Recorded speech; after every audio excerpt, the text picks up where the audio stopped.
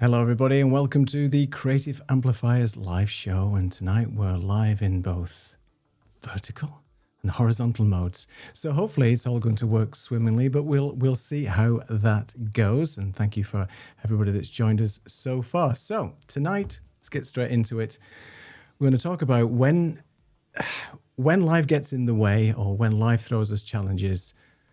What do we do? And more importantly, thinking about ourselves and when is it good to pause and stop doing all this content creation stuff. It's about looking after ourselves, some self-care, stop burning out. And it's not all about the grind, having to post relentlessly. There are things that we can do, things that we can put in place, systems and so on, and things that we've learned over the years around how to sort of reduce the amount of time we dedicate to this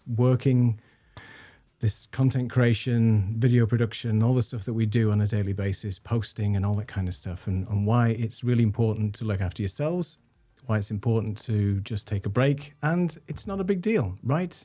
You have permission to take a pause from this grind that we call content creation. So that's what we're all going to be talking about tonight. So if you've got any questions around that as well, and if that's affected you and how do you guys deal with it, and let us know in the comments. So I guess we can just start with when things happen to us. You know, it's all right to just stop creating content. Now, last week was a bit of a week from my perspective. I lost a friend.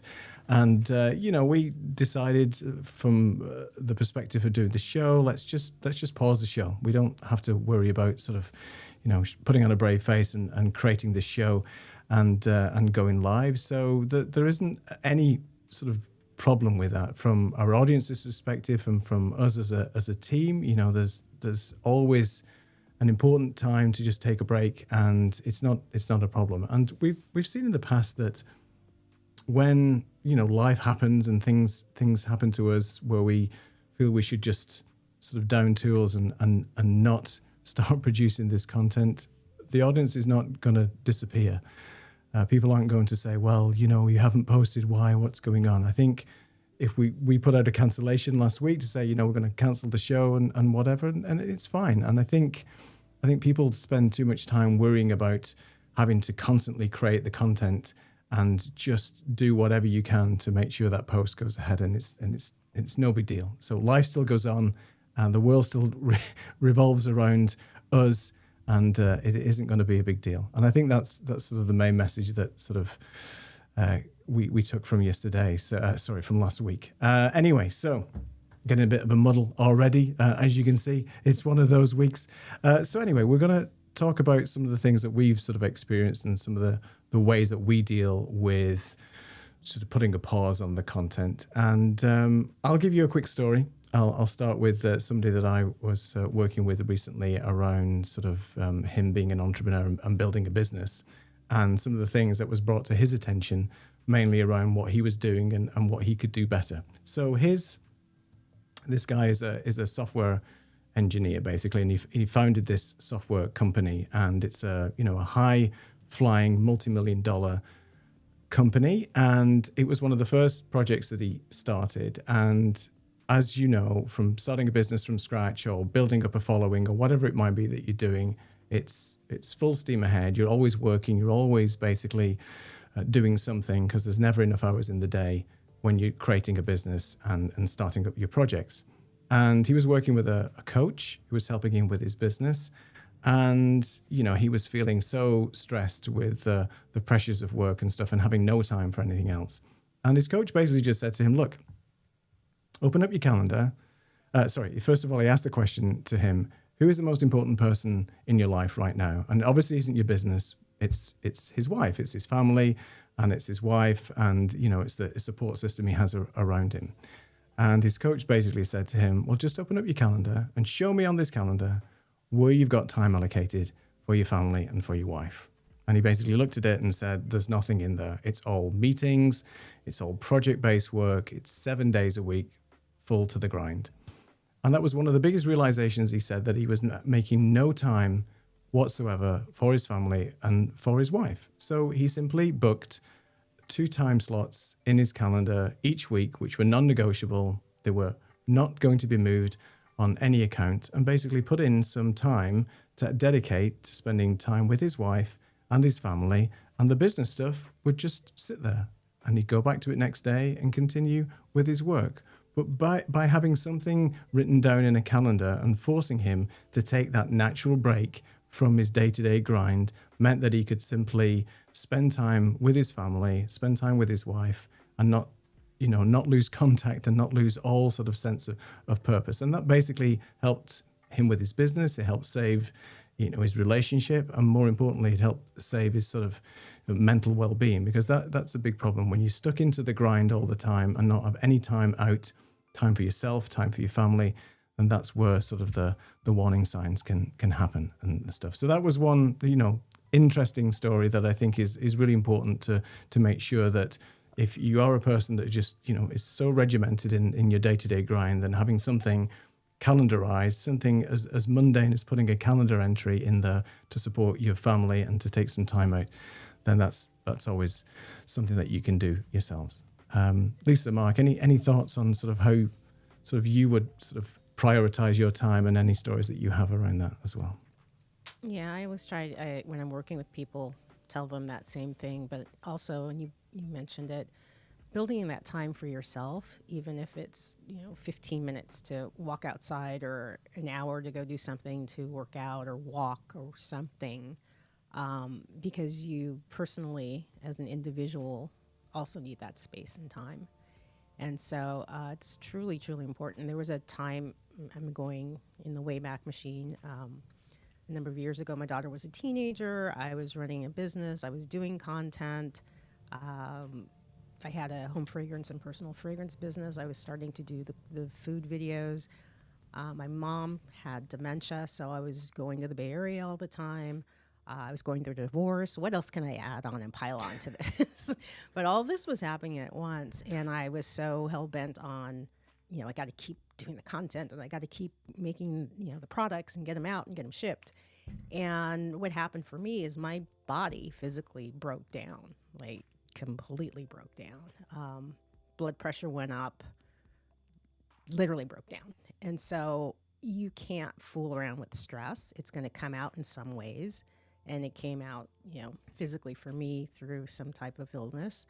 And I can't stress enough when I'm working with people. It's like, I think it's great and grand. You want to do all these things and create this and do that, but make sure you build in time for yourself to keep yourself healthy, and time for your family, because that's your support system and you support them, it's both ways. So your audience will be there. The people who your tribe, the people who really love following you and really love your content, they'll be there when you come back, and it's okay to stop. You can go back to it. It's all right. So that's my feeling about it. Yeah, I think that's really important, I think. And you got to the point, I think, in your story, what you were mentioning is that your body was now telling you, all right, enough is enough. And that's sometimes too late, right? Your body is now feeling pain. Your body is suffering because simply you've pushed it too far. So what we're trying I was feeling heart palpitations. I was feeling all kinds of madness, but I pushed through because I had to get this done. I had to take care of my daughter. I had to do this. I had to do that.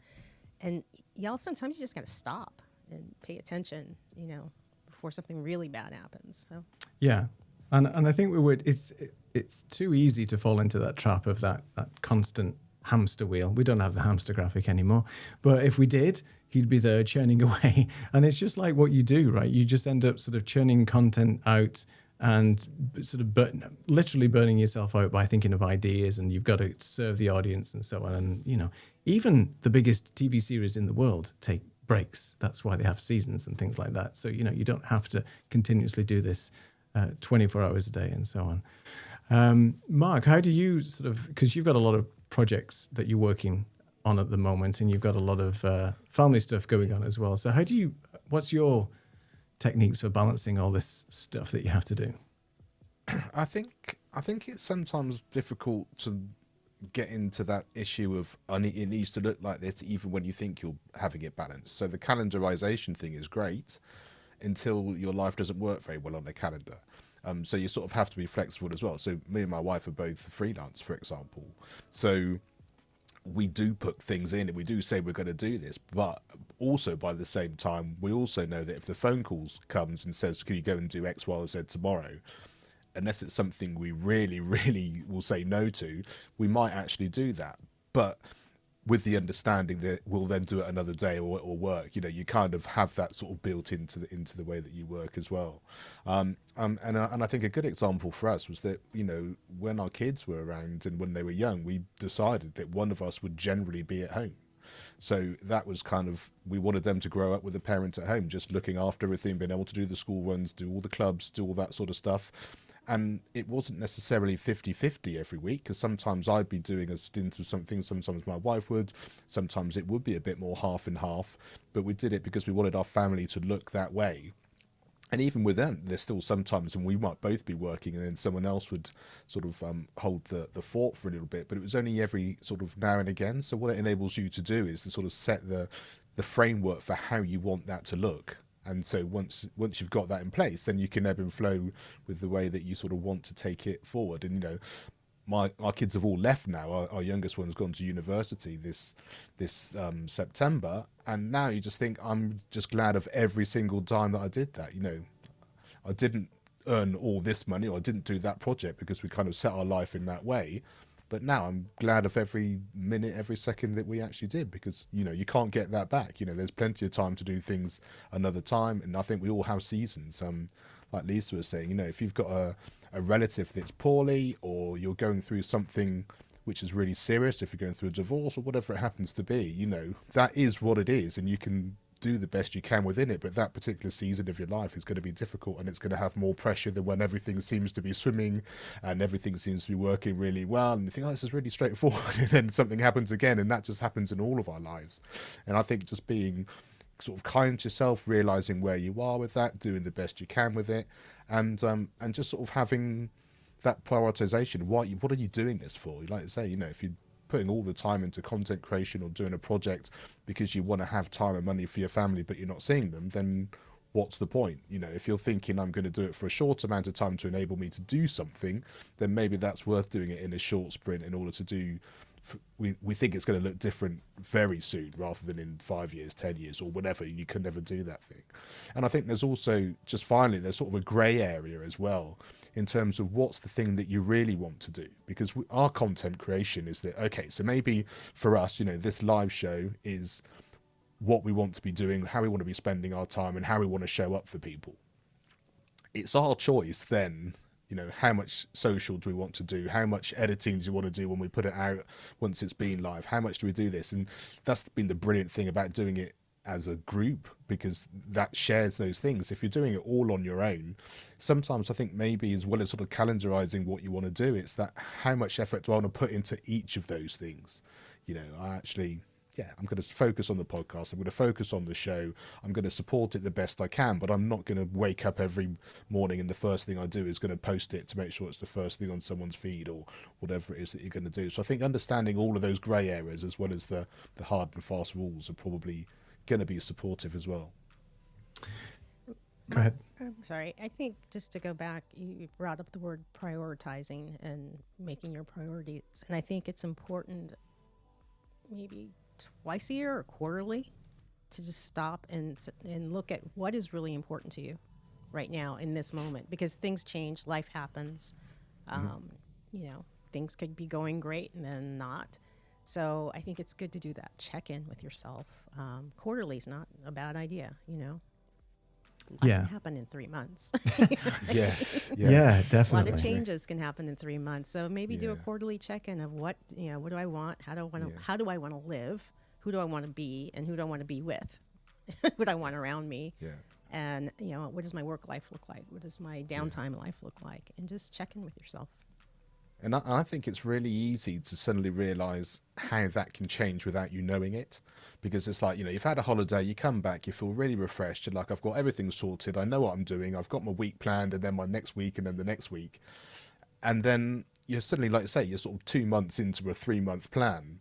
And what you have forgotten is that you're not getting quite enough sleep. And those times you were going to exercise have gone from every day to twice a week to once a week to never, but it still sort of feels all right. But what you can't tell is the fact that when you finished your holiday, you felt very different to what you do now. But that gradual decline, or that gradual change of what it is that you're doing, is very hard to measure unless you stop, unless you have something you put in place until you can actually say, oh no, this isn't right, or actually I can now see or feel the difference in where I was and what I was trying to do. And it's difficult to notice sometimes, but again, that's where the support network comes in as well. You know, someone can hopefully hold you accountable and just say, are you sure? You know, you sort of mentioned this, is this really what you want to be doing, or spending your time, or you know, you seem to be, you know, you said one thing, but the reality from our perspective looks slightly different. And you know, that's the good thing about a good accountability partner, or good friends, or good people that can, you know, support you, and they know you the best way to kind of help you do that. But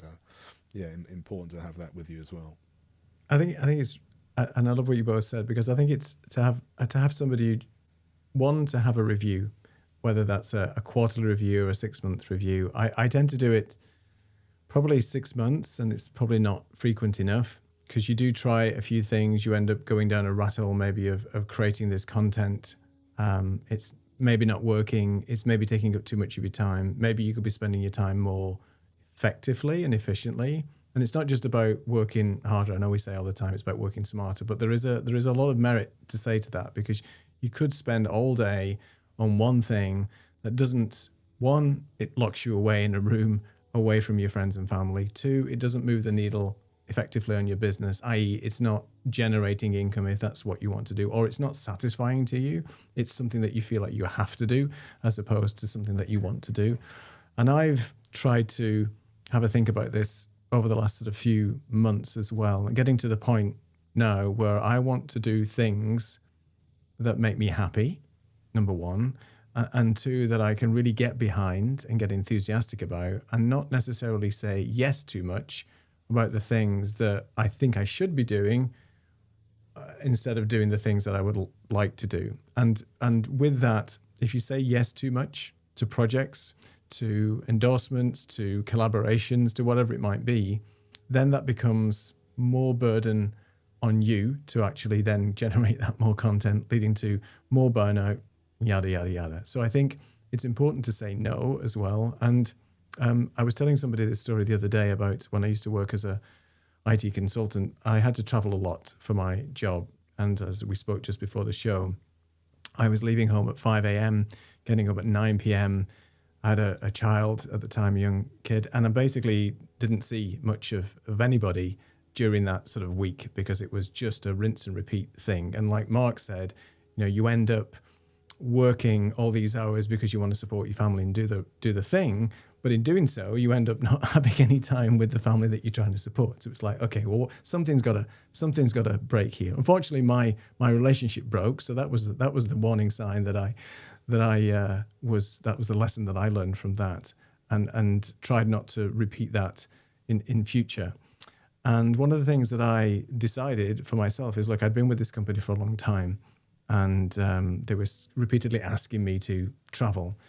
And at one point I just said, no, I'm not doing that anymore. I don't want to travel. You can either do something about that, either put me into a different role, I'll take a step back, whatever it might be. Anyway, I just felt so empowered just to say no at that point, to no more of this sort of international travel that was taking me away from my family and things. And sometimes you just have to put yourself first. You always think, well, what's the company going to think of me, and what's my boss going to think of me? What if I don't succeed there and I get fired or something? Look, at the end of the day, it's a little bit of a risk, but it's not as big a risk as the detriment to your own health and your own well-being. So I think sometimes you've just got to be able to say no. And this is the same for content, for projects, for things that people are asking you to do. There's nothing wrong with saying no. And you and I have spoke, Mark and Lisa, on a project that I was going to get involved with when I started my thing. And I explained to you the potential pitfalls and headaches that would be caused by taking on this client. And both of you said, nah. Just don't do it. It's easier to walk away than cause yourself months of pain. And I think that's important, to be able to just say no and step back and just think about what's important to you, because you will know when you get to a certain point in life, a certain age and a certain level of experience, that you think, Why didn't I just do that like 10 years ago? Would have been so much easier. But it's too late then. So our advice is think about it now, wherever you are in your content creator journey, and don't take on too much. Yeah, we forget we have the power to walk away from the nouns, the people, places, and things that aren't serving us. I don't mean to sound woo-woo, but I'm going to say it that way. No, that's true. But we have the power to walk away, and in doing that, something else will come along that we should be doing. That will, you need to create that space, don't you? In order for that serve to our happen. soul. So. Yeah, and one of the things, in fact, I've had this conversation with my wife this week, is the sense, you know what it's like when you've had an issue, whether you've had a stomach bug or something like that, and you can't eat for a few days, and then you suddenly get to the point where you're, oh, okay, I can actually eat something. This tastes so good, and I can do this, and you completely sort of stopped whatever it is that you've been doing before, and everything seems like a great experience and a wonderful thing. It's like, what do I really want to have which is going to nourish me, which is I'm really going to enjoy, something which is going to be a really positive thing for me? And then you get very excited about just the most simple things. And I think that the same thing happens sort of, like you were saying, you know, if you're going to take a step back from work or change what you're doing, what is it at that point? Yeah, I want to do that, or this seems really exciting, or this is going to be a really positive thing for me, from that sort of, okay, I've had that chance of literally not eating for a bit, or, you know, I'm not working in this way, or I'm not creating this content. No, I really want to do this. I know I should be doing that. Well, I don't need to do the should bit anymore, because I'll just do the thing that I'm going to do. And it takes a lot of courage, I think, because, like you say, it may be a loss of work, it might be a different income stream, it might be, you know, you get secure in the securities which aren't that secure, but you kind of sort of hold on to those things. But like I say, you want to make those decisions and do it before it's too late. Otherwise, what is the point, you know? There's definitely a balance to be struck, I think, in that situation, and it is important to be able to say no to the various projects, and it is a balance, because I think a lot of people will just focus on, well, if I don't take this particular project, I'm going to lose some revenues, as you mentioned. But I think that just from experience, the headaches definitely outweigh the revenue when it comes to sort of doing the work and your well-being. I was going to just pause and just go to the comments. We've got a few people just to say a quick hello to, then we'll come on to our next thing. I press the button. Oh, there's Roy from last week. Thanks, Roy. You're not here today. Let's see if this actually works. There you go. So Saeed says, anybody else feel guilty of reminding others about work-life balance but completely forgetting it themselves? Yes, we've done that, you know. I mean, I preach to people, not preach, but, you know, I sort of advise people and then sometimes don't take my own advice and so on. Hello, Dean. Thanks for joining us. You were on the show with Martin and myself on Thursday, so thanks for joining. And this is a bit slow clicking on here. Oh, that name doesn't fit on there, but hello. Thanks for joining as well. So some of the usual suspects in the show tonight. So what things have we put in? Did you want to go on to another topic, Lisa, or I was going to mention about maybe some things to that we do that we put in place? I turned in here. I was like, "What's the next question?" Oh, you were listening to the imaginary radio speaker that was blurting out the next question. I was just frantically just trying to redo your name to Reverend Neil as you were about to preach and. The white little dog collar on that. No, sorry. No, I don't like using that word. Sorry, I was just trying to think of another word. Anyway, oh dear. What was I talking about? Okay, so calendarizing stuff. I know we talked about content calendars and stuff like that, and we've mentioned it before, but I use my calendar all the time. And one of the things I learned from way back when I used to work is, have you ever had that situation where when you were either during COVID, where people would book meetings back to back, and you'd end up having like 6 or 7 hour days where you'd finish one Zoom call and you just didn't have enough time to take a sip of water before the next Zoom call kicked in. And one of the things that I changed, because every Zoom call when I was working used to be an hour, like 1 hour Zoom call, right? It was always a meeting for an hour. So just changing that to 45 minutes, just changed everything, because it allowed you then to have a buffer between each one. And then people didn't have to start the meeting bang on 11 o'clock. You'd maybe start at 11:05 and go to, I don't know, 11:50, for example. Therefore, you'd have your meeting, but you'd have that like little buffer between each one and things like that. So just those little things that you can do if you are in a situation where you're booking or working with clients and booking client calls and things. And Calendly or cal.com is a great way of being able to schedule that time for you, because then you can add these buffers, and you can also allow people to only book maybe 4 or 5 meetings a day, because nobody wants 10 or 12 meetings. I know, Mark, you do your batch recording for podcasts on a Monday, and I think you have, is it Monday like today where you have a lot of calls or a lot of sessions? How do you typically sort of do that with, and how do you set up that schedule? Do you purposely do it on a Monday and get it over with, or do you spread it over the week? Yeah, so I've kind of developed. I've changed it actually recently to a Thursday, and I've sort of got Monday for other things and an interview or something that I need to do, just to sort of fill that out for something I want to do, an opportunity that comes. But I basically sit down. There are certain things in my week that have to be structured, and there are certain things that are a little bit fluid. So I typically just sit down at the beginning of a period, work out the days. So, for example, if it's a Monday or Thursday and I'm going to be recording those days, I put them all in the calendar. I then go back through the calendar again and then work out, do I want to do each of those weeks? Because it might be that one of those weeks, like I say, I decide we want to go shopping with my wife or spend a day or have lunch or do whatever, and just because I know already that the first 3 weeks are going to be full or whatever that happens to be. So I take some of those out, or if there was stuff with the kids that we needed to do, or an event or something I wanted to make sure I was going to be free for. And then I used to do, I think I've done up to 4 or 5 recordings in a day, which was a little bit bonkers. Whereas now I generally only allow it to book 2. And I always have a buffer in between, for exactly that reason, that you need just enough time to sort of reset, have a chance to walk outside, or have lunch or take a coffee or whatever it happens to be.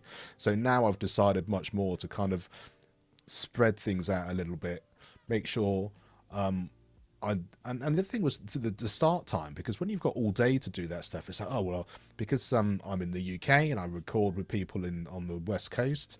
It's that kind of, if I started this time, then I've got to go late to make sure I catch them. But I know there are people who want in the UK want to record early, and it's just that. What I can do is I can actually understand that and have some days where I can record a bit later, some days where I start a bit earlier, and actually just make that work for me, so that I know that this morning I don't have to be up super early to do that, because I know I'll have had a busy week going on. And as a musician, sometimes, if you're working in the evenings or doing concerts, I don't want to be getting up first thing in the morning and all that sort of stuff, because I've been there and done that, both with kids and also just because that's the reality of life as someone who does that sort of work. So just sort of putting those things in place and having that structure, and just deciding, no, I'm going to start recording no earlier than 10:30 or 11, or I'm just going to do the afternoon, which means the morning, back to that thing about what's important. I know I can get up, we can have breakfast together, I can go for a walk if the weather's nice, because you don't know what the weather's going to be like. So if it's nice, great, we'll get in the garden, we'll go to the forest, we've got a canal by us, we can do all of that, and I still know I can do that prep, come back and be ready to do a show at midday or 1 o'clock or whatever it happens to be, and vice versa. Maybe just do the morning, have the afternoon off, and those sorts of things. I mean, if you take today's a sort of an example, I had stuff to do this morning, came back, did a bit of shopping, bought some nice stuff for Christmas related stuff, did a little bit of tree decorating, we've had dinner, and then here we are, having our show. And so it's been a wonderful day. I've had lots of different things going on, and technically I'm sort of working all day, but actually within that there's lots of times to do life. I've not literally been working from the crack of dawn until whenever we finish this show. There's been a lot of life going on within that day as well, and then it feels nice and fluid, and then you feel like you've got as much time as you can to kind of work around that and enjoy it for what it is. I don't know about you guys, but I think the best thing about being a solo creator, an entrepreneur, somebody who's running your own thing, is the ability to have the flexibility. I would have never been able to do what you've just said you were planning and what you did today if I was, nose to the grindstone, as it were, on the IT work, because I was dictated to and governed by what my clients wanted and the company that I was working for. You will be on these Zoom calls, you will work 9 to 5. With a 45-minute to 1 hour lunch break, and that's it, which I never typically took anyway, as you don't, because you just go over. So Lisa, how do you plan your days with your clients and things? And I'd like to talk to you about rituals and things a little bit later, but sort of planning and things, what's your sort of tips. Well, can I just jump back on something Mark said? Of course. I think in doing what he was talking about is being aware of your energy level throughout the day. Like if you're a morning person and that's when you can knock out doing your content and then the afternoon you can't, like think about that because it'll make life easier as you're trying to, produce content. Also with clients, going back to what you said, Neil, if I knew a client took a little more energy, and I knew I need a little more buff. I'm being nice. Yeah, no. But they're high. Yeah. They're type A high energy, and I know that's going to take a lot out. I love working with them, but it's going to take a lot out of me. I know to build in a longer in between time of scheduling on Calendly, or of having that break for myself, so I could walk outside, or I could grab a little snack, or I could just reground myself and get myself back in order.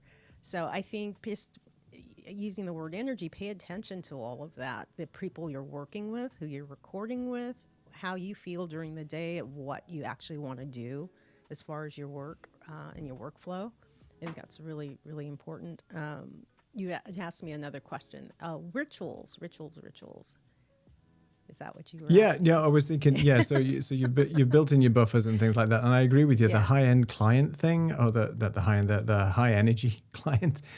We had another name for them, but I'm not going to say that on air. But there are clients that will drain your energy. And it's fine. They're great to work with, as you said, but it takes an extra level of effort and concentration and maybe patience that you might not have at a certain time of the day.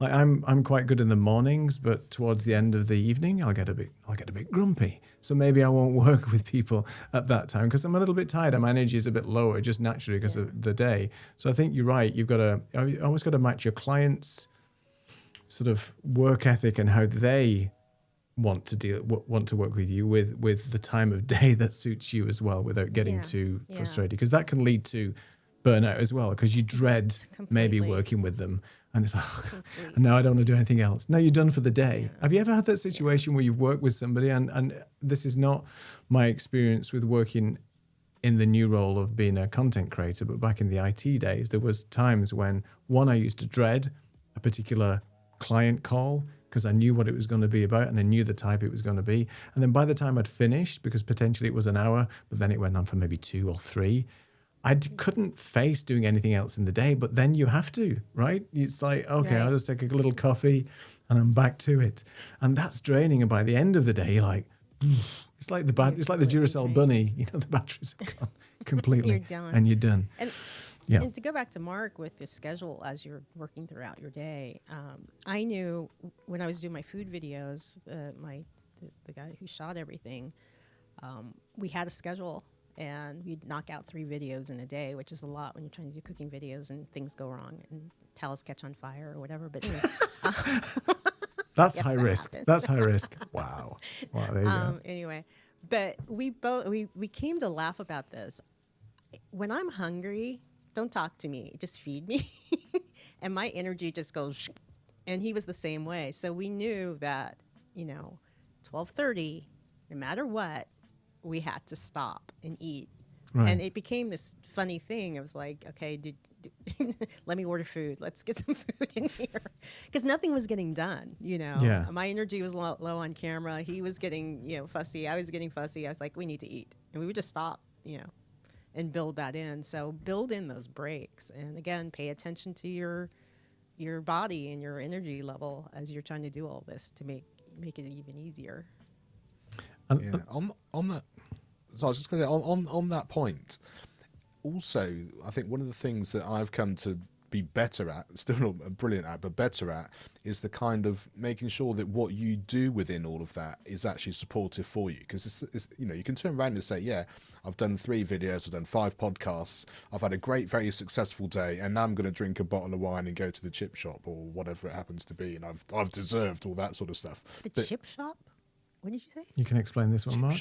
Please, I'm in LA, Cali. Fish and chip shop. Fish and chips. Okay. But we call it chip shop. I never heard that before. I didn't interrupt, but no, you are. No. Yeah. You're welcome. Education 101 from the UK. from yes, Education on Fire. Thank you. There you go. I need to change my direction. There's a plug. Nice. And actually, I think there are a lot of people who identify, you know, are you going to drink too much? Are you eating wrong? Or whatever it is that you think you deserve, whatever happens to be. But I think having that control of understanding that when I've done whatever I'm going to do, I'm going to do something which is really supportive for me. So I'm going to eat this thing. I'm going to spend the time to cook well. I'm going to make sure that I do something I'm going to enjoy.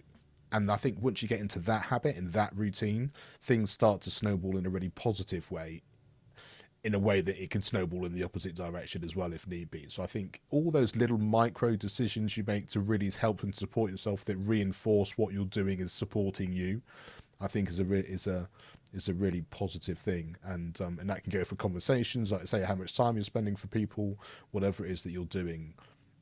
All the small things build up to the bigger things as well. Chip shops. There you go. Yeah. Now we've learned something today. And we've got a couple of comments in there as well. Somebody saying that Dean saying that it's actually, you know, French fries, but you know, we can. Not in my chip shop. No, not in my chip shop. Yeah, exactly. How very dare you, as we would say.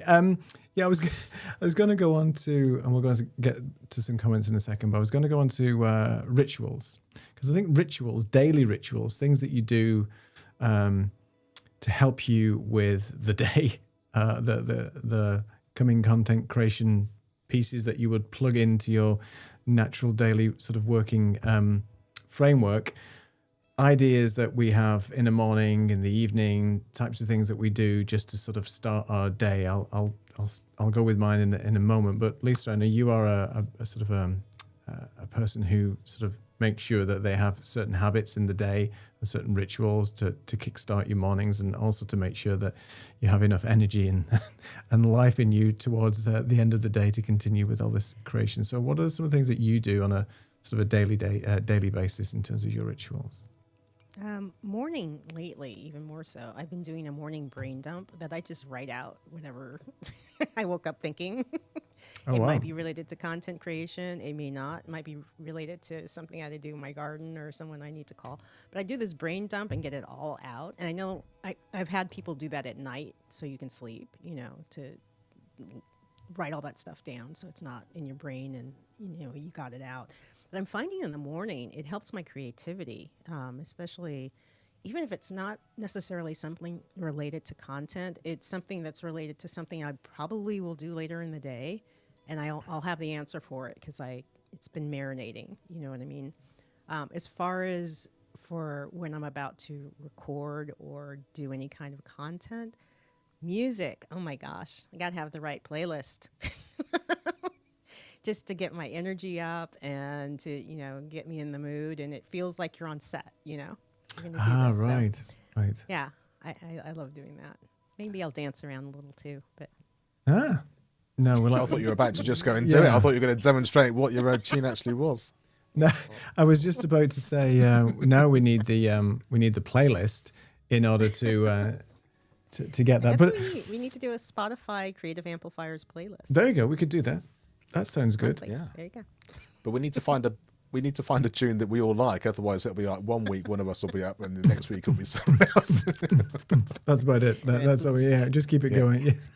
Just keep that going. But it is interesting though, because as you know from the TV industry, and you see these chat shows, they always have a warm-up act, right? Before they get the chat show on, before in front of a live audience, they're telling jokes, getting people warmed Hopefully up and things they're like funny. that. I'm sorry. Well, hopefully they're funny. I mean, maybe not. Yeah. So maybe before every show, we should just get a warm-up act to come on, like steal the show. It's like, and then we come on, it's like, yeah, you know. But it is interesting though to get your energy. I've started. Well, when it was summer, I'd make a point of getting up, have a coffee, and be outside, get some sunshine, taking some fresh air, get accosted by the 5 cats who need feeding, or they're going to kill me, one of the two. Things like that, and just sitting outside and just being in nature for 30 minutes, no laptops, no electronics, nothing like that. That would be my sort of morning ritual. And I think I mentioned to you guys that probably about a year ago now, I used to go to bed, you know, just before you go to bed, you just... let's have a look at Instagram and all that kind of doom scrolling nonsense. And really bad for you, just because your mind is ticking over, the blue light as well, not great for your eyes, all that kind of stuff. Everything just everything that you could do wrong before you go to sleep is basically anything to do with looking at emails and stuff, because then your mind starts ticking over and you start ruminating maybe about something that you hadn't finished or all that kind of stuff. This phone stays in this room before I go to bed, and I read for 30 minutes to an hour.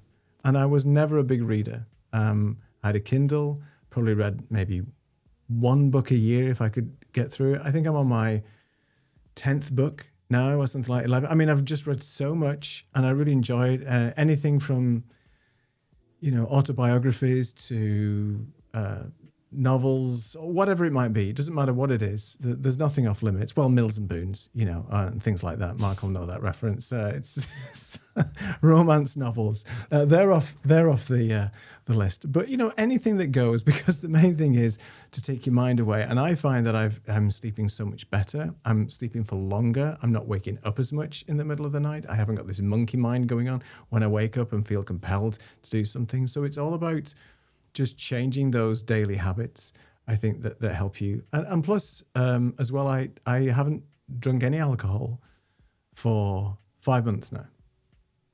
Just thought I know it's shocking. I know it's shocking, but we made a decision in summer, let's just stop for a bit and just see. It makes a difference.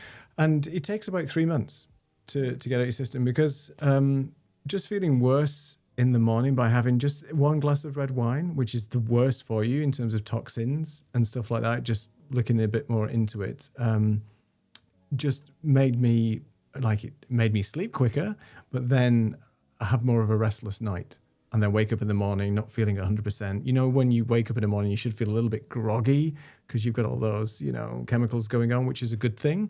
And to me, I wasn't waking up very well. And that's not that I was drinking every day, but when you drink at the weekend and stuff like that. Anyway, so it's been 5 months and I didn't drink anything at Thanksgiving, and I don't miss it, which is interesting. So all I'm drinking now is just water and pretty much water and tonic water with no gin in it. It feels like I'm drinking gin and tonic, but it's just tonic, which is fine, and limes. So I don't know. I mean, maybe I'll have a drink at Christmas, but I really don't miss it. And that's an interesting thing. So that has helped me from a daily habits, and it helps me not get too down about stuff, because it's a depressant as well. So if you drink and then you think, I've got all this work to do, it almost goes around a vicious cycle. So anyway, it's not a top tip. It's just something that I've been doing. So 5 months. Congrats. Impressive. I know, but there you go. Anyway, so other than not drinking, things that you do, Mark, maybe in your daily routine, are you a sort of a morning person as well? Or I know you mentioned what you did today, but maybe sort of on a habit perspective. Yeah, I think I have both things. I mean, if I'm going to be creative and do content related stuff, the morning is better, because like say you wake up and you're fresher, and it's much easier if you completely have control of your diary to be able to schedule it that way, but it's the day starts to wind down, replying to emails or doing stuff which doesn't take the same sort of capacity. It's a nice way to do it.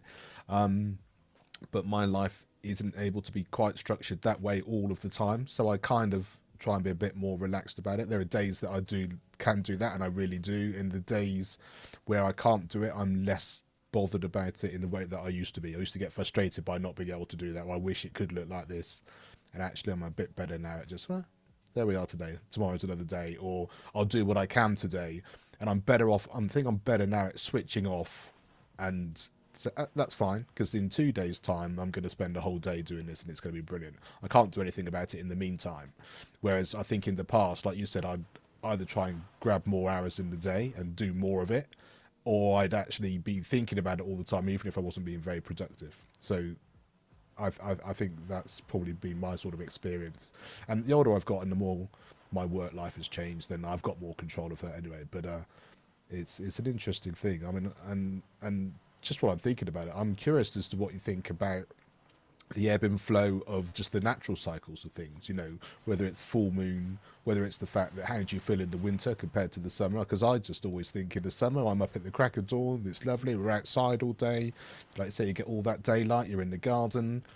And this time of year, you're like, I can't get up.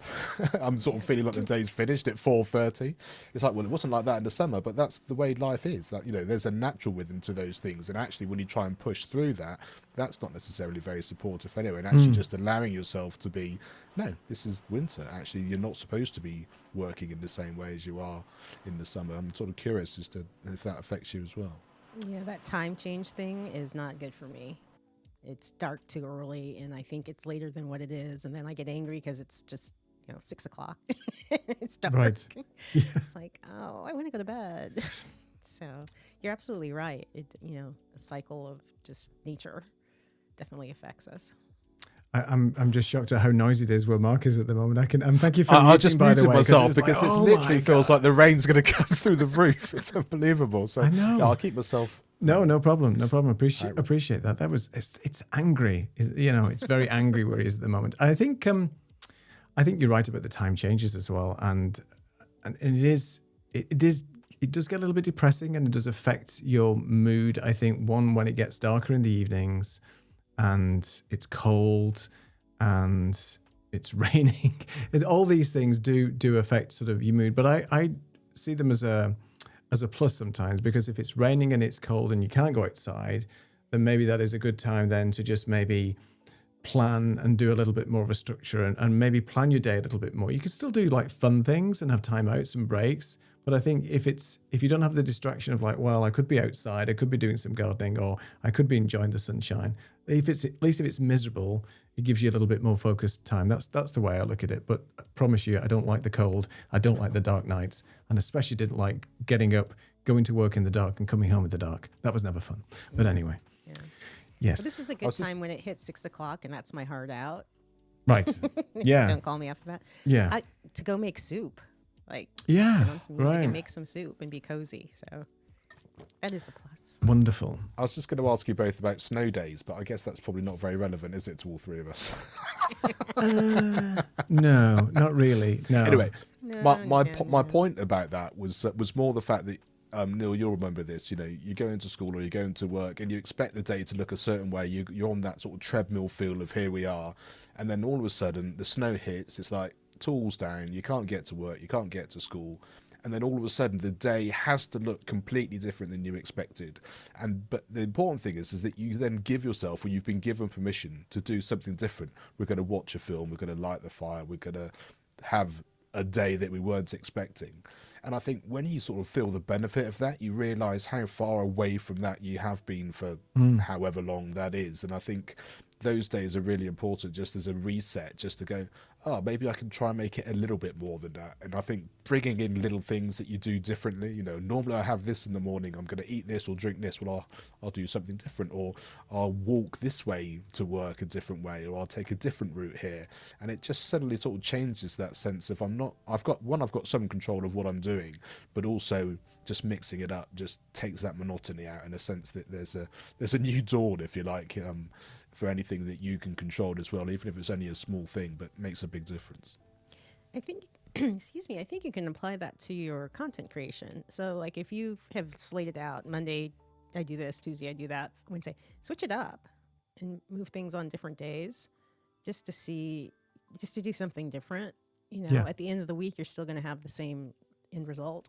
So why not switch out how your day flows? Yeah, it doesn't always have to follow the same routine every week in, week out. And it's I nice to think have it's that. Then at least you know what. Yeah. Oh, it's Sunday. It's social media posting day, or whatever it is. Yeah, and sometimes things happen. You want to do something else, and I think being self-sufficient and being your own boss, you've got that flexibility to move things around. Nobody's going to question, why you're now writing your Substack post on a Thursday and stuff. It doesn't matter, right? It's entirely up to you. And I think that with the type of work that we do and the content creation, you can have that flexibility. You don't have to have that same mundane routine. I was going to mention a little bit about ways to make the process of content creation a little bit easier with automation. I know we spoke about this here on this show, but there's a couple of comments about that as well. So if I'll just switch to the comments real quick.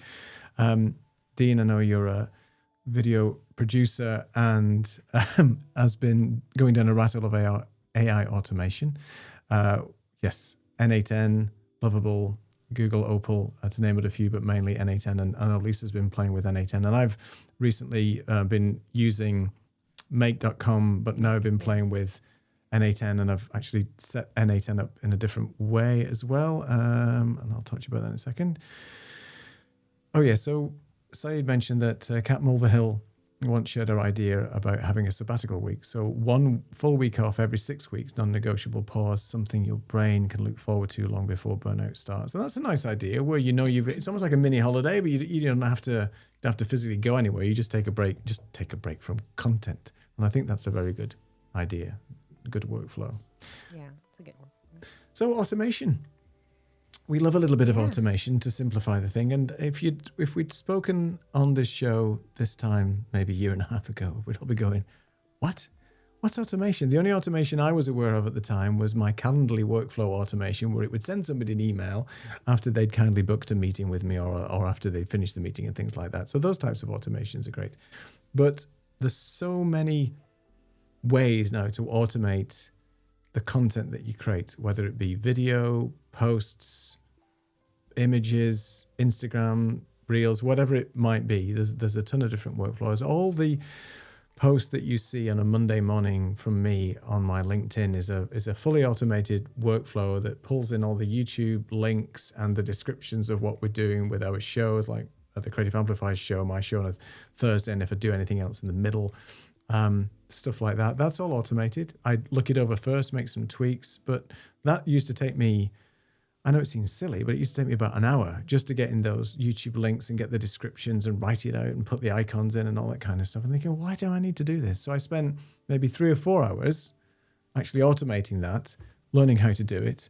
And now it's just click, spits out a little blurb, and then you just look it over and then post it. So that's one quick way that I've automated. But Lisa, I know now you might want to talk about what you've been automating, but you've been playing around for a while now, I think. Did you start with Make? With everything, every AI tool.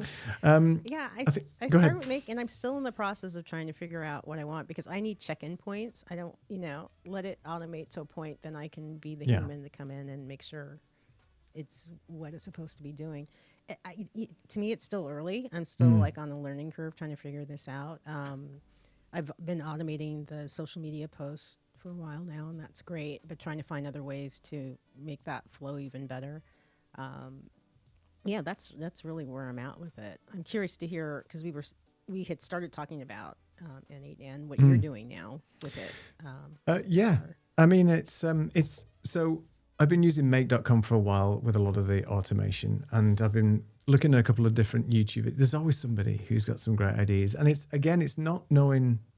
See, I don't know what I don't know, right? So with N8N, there's so many things that you can do with the automation workflows. And for those of you just not sure what N8N is, just simply put, it's a piece of software online, or you can download it. And I'll tell you how to download it in a second.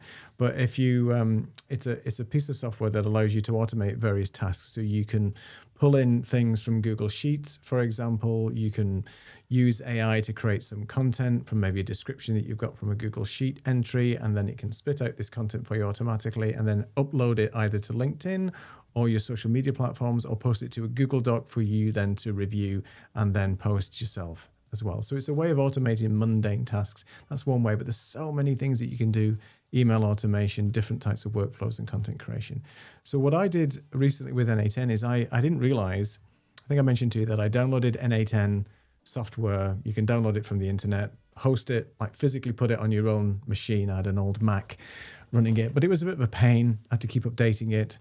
I had to keep remembering to switch the Mac on when I wanted to use it. And it's not in the cloud, basically. So, these things, real world problems. But the barrier to entry was like having to, go into a different room, switch it on and so on. So I couldn't be bothered with that. So what I found is that for a small fee, N8N is open source, by the way, so it's free if you host it yourself. So there's a hosting platform called Hostinger.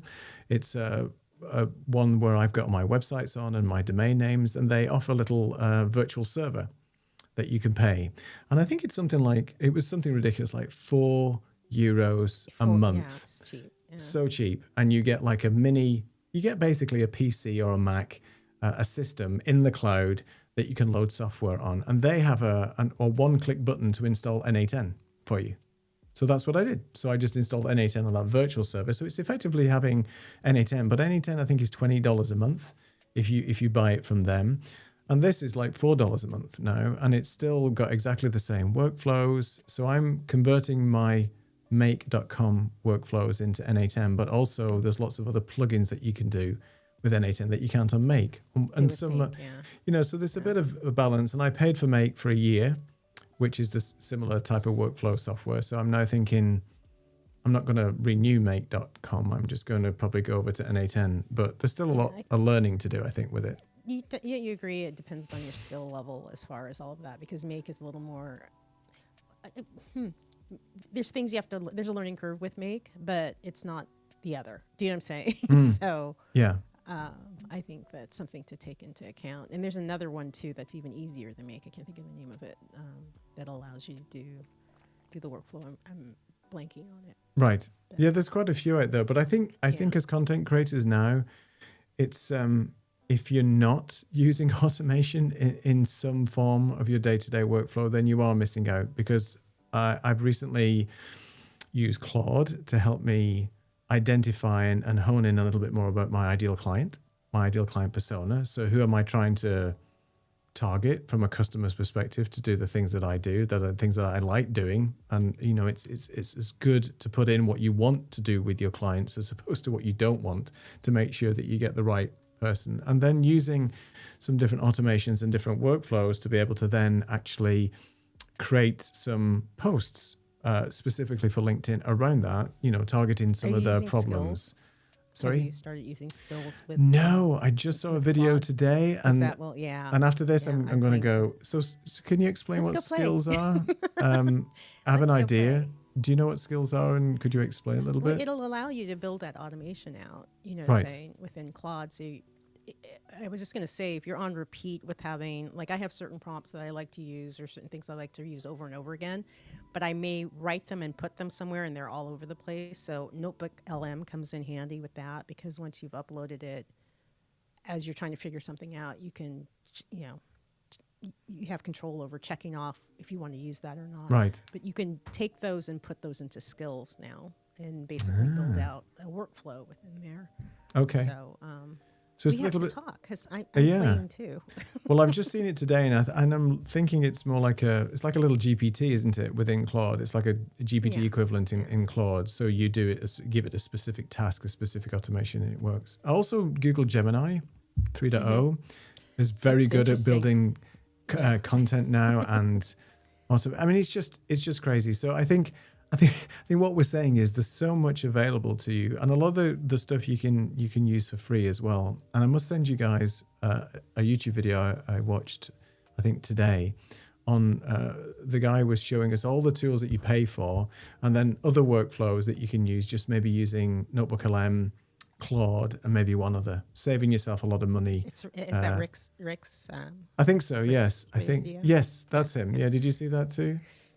Yeah. Okay, see, Yeah. we're all on the same page here, but we're on the same page. But it's good. There's so much to use. Have you sort of dabbled with any automation, Mark, in your workflow yet? I know you've used some AI. A little bit. Yeah. Yeah, some AI stuff, and like you say, the stuff related to Calendly and all those sorts of things I have done for quite a while. But there's definitely some stuff I can do, and some repetitive tasks like, when the podcast gets released and various stuff to go out on social and that sort of stuff, there's definitely things I could do.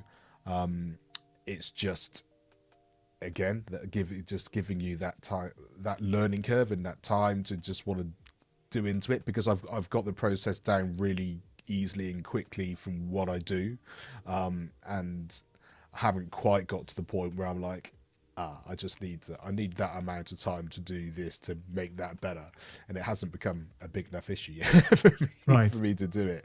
So it's that I just want to kind of do it in a way that I can enjoy it without wrecking what I've got already, I think is probably what I'm trying to say. That makes sense. I think there is a bit of a learning curve associated with anything like this. And you can go down a rat hole, and you can spend a lot of time, and you think, God, by the time I've got this automation working, I could have done the job. But that's not the attitude, because it's a rinse and repeat model that you're looking for. Because if it takes you 4 hours to do a particular task, it's going to take you 4 hours next week to do the same task. So if you invest the time, however long it takes for the automation piece, then it's just a very quick way. And as Lisa knows, and what we've been doing as well, is that it's just a refinement. You'll find one way of doing something, and then maybe something will change in the AI world that makes it a little bit easier for you to then create this content another way. Like Claude is changing all the time. Like Claude Opus 4.5, for example, is phenomenal compared to the standard Claude. And for $20 a month, I think Claude is probably the best investment I've made by far from an AI perspective over the last sort of year. So there's so much to play with. And I think we should do an entire show on our AI workflows at some point, and maybe walk through some examples. I just played with Gemini, creating carousels for Instagram, which is crazy. Is it good for that? Yeah. I just literally, before we got on the show, tried it. But it'll, I want to refine it more, because I did it on a very basic level, but it gave me, the right format. I'm going to now go back in and put in a hex code so the brand colors are in there. And fantastic. You upload the YouTube video or your blog post or whatever you have written, and it goes through it, and then it spits it out. I was like, because carousels take some time. Oh yeah. They do. Even the ones that are pre-formatted in Canva, you still have to play around with them and format them and things like that. Amazing. A couple of comments coming in. First of all, hey Joan, saw you today on the Facebook group for Ecamm, new Ecamm user. Thanks for joining us on the show today. So I love Encinitas. I'm glad you said it, Great because I couldn't pronounce that. So Encinitas, yes. Encinitas. Yeah. Okay. Yeah, there's some good restaurants On there. the West Coast there as well. And Dean was saying setting up the Google with an A10 was half the battle. Yeah, I find that a bit tricky as well, setting up that Google Cloud stuff as well. And just ask a question to Dean and Lisa. Do you guys use OpenRouter? If you don't use OpenRouter, maybe you should consider looking at it. OpenRouter allows you, and you can pay by credits, so you don't have to pay like a monthly subscription. OpenRouter basically has the connections to Claude and GPT and all the LLMs. So you can just use one connection from an A10 or Make to OpenRouter, and then in the drop-down menu, call whichever LLM you want. And instead of having to connect to your Claude, to your GPT, to whatever, it just takes the hassle out of it. And it's a phenomenal service. Rapid API is another one. There's so many, but OpenRouter is good if you're not using that. Said was saying, oops, got my button, press it. Didn't know N8N was free. Yes, you can self-host. Definitely. And if you just use something like Hosting or something like that, it's so cheap. It's not even worth you building it on your own machine at this rate, because you can just set it up and it took me 5 minutes just to set that up. And my voice is going. Maybe it's a good time to close the show. You and I both are like... Excuse me. What's going on here? Just checking other things. Anymore. No, I think Dean was just saying that he also uses Hostinger, which is great. And you're using Docker and ngrok. Never use that, so I'm not sure. But yeah, I have to play around. There's so much stuff. And this is where the time takes. So we're not building content anymore. We're spending all our time in automation. And that's where the rat hole begins and so on. Well, this has been great tonight. And I really enjoyed, talking about the struggles that we do have as creators, and we're not. I think the main message is that you're not alone when it comes to struggling with content and the pressures that we put ourselves under as well, and coming from the community to an extent as well, where there is an expectation. But the things that I think we can draw from this is that it's okay to just stop at any time, because you're in control of that, and your own well-being and mental health and physical state is way over and above more important than anything else. The content will be there when you come back to it, and your audience will be there as well, because you've got a loyal audience that's following you, and they will be understanding. And there's no reason why you can't say, hey guys, I'm taking a month off. I'm going to sort of just decompress, recharge the batteries, and I'll be back next year or whenever it is. So I think that's important. Anything else you want to add to to that from what we've spoke about today. I second that. You know, Yeah, I can just do think it. that sense of modeling, I think, is probably quite powerful because, you know, if you're not prepared to do that, then the people that are following you and wanting to be part of what you're involved in, well, it needs to look like this, even if it's not the same world, you know, within their life as well. So I think when you see people say, "Yep, no, that's it, I'm done," or I'm taking Christmas off, or I'm taking this summer holiday off, or whatever it happens to be, it gives other people that permission as well.